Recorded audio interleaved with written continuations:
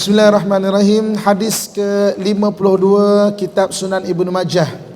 An Abi Burdah qala sami'tu Abi yaqul dakhaltu ala Aisyah fasami'tuha taqulu kana Rasulullah sallallahu alaihi wasallam idza kharaja minal gha'it qala ghufranak.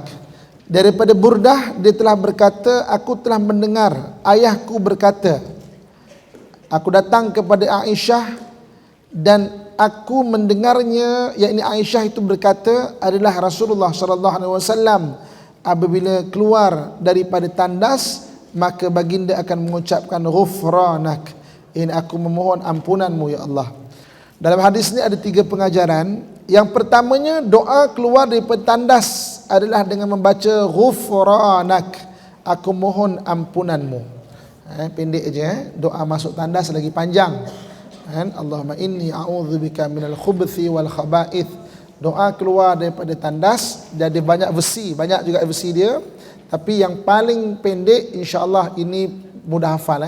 Okey, sama-sama kita ikut. Ghufranak, ghufranak, ghufranak. Maknanya pengampunanmu ya Allah, ataupun aku mohon ampunan daripadamu. So boleh praktis terus. Lepas ni masuk tandas, keluar baca ghufranak, itu aku mohon ampunan padamu. Pengajaran hadis yang kedua iaitu anjuran agar sentiasa memohon ampun pada Allah, agar kita sentiasa meningkatkan diri. Hari ini kita disuruh keluar daripada tandas meminta ampun pada Allah Subhanahu wa taala. Kerana orang yang selalu memohon ampun kepada Allah Subhanahu wa taala adalah orang yang sentiasa meningkatkan dirinya. Dia sedar ada kesalahan, dia berusaha untuk memperbaiki diri dia. Orang yang memohon ampun, dia tahu dia salah. Masalah manusia apabila dia membuat kesalahan, dia tak rasa dia salah. Dan ini sebenarnya adalah sumpah daripada Iblis.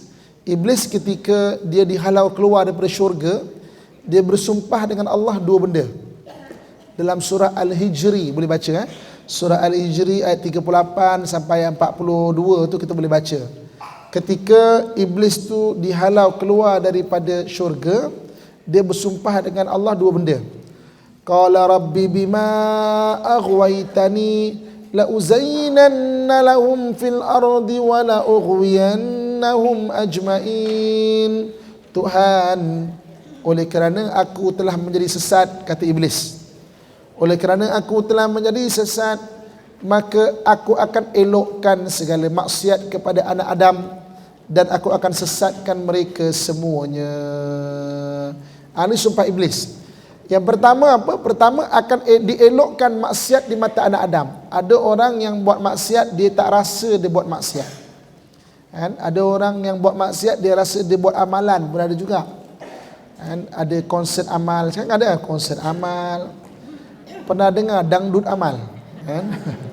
Dangdut amal, benda-benda maksiat, karnival amal yang bercampuran dan ada unsur maksiat dan sebagainya.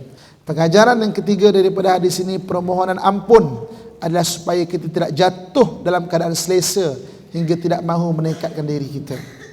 Hidup, kenapa seseorang itu tidak mahu meningkatkan diri? Apabila dia rasa zon selesa, dia jatuh ke zon selesa, ataupun dia rasa keadaan yang selesa.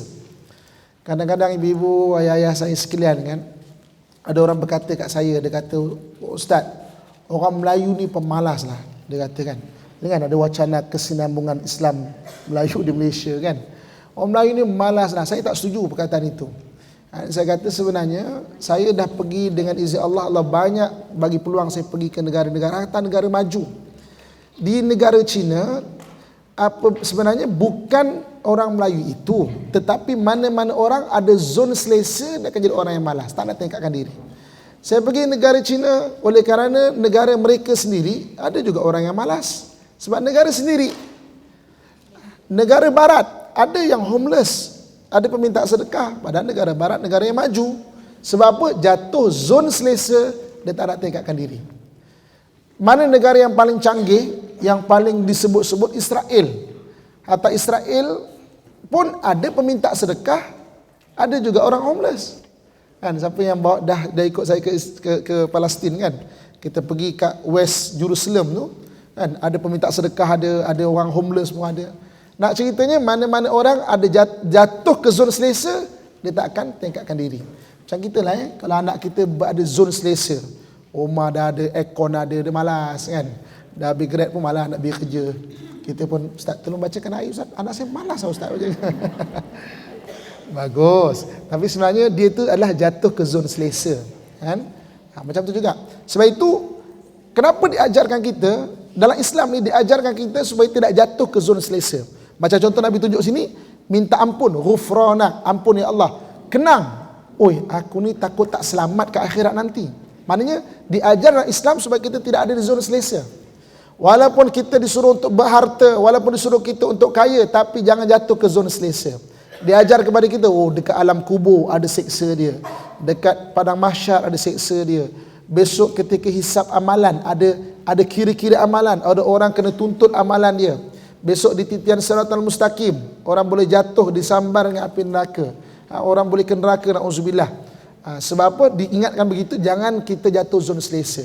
Sebab orang kalau jatuh zon selesa, dia akan jadi orang yang malas, tak nak tingkatkan diri, keadaan yang selesa. Sebab itu kenapa Nabi ajarkan banyak supaya minta ampun, minta ampun, minta ampun. Hatta keluar tandas pun ingat supaya kita mohon minta ampun kepada Allah, supaya tidak jatuh ke zon selesa. Ingat, biar ada dosa, ya Allah ampun dosa aku ya Allah. Bila kita ni tak jatuh ke zon selesa, kita akan sentiasa jaga diri kita, sentiasa meningkatkan diri kita.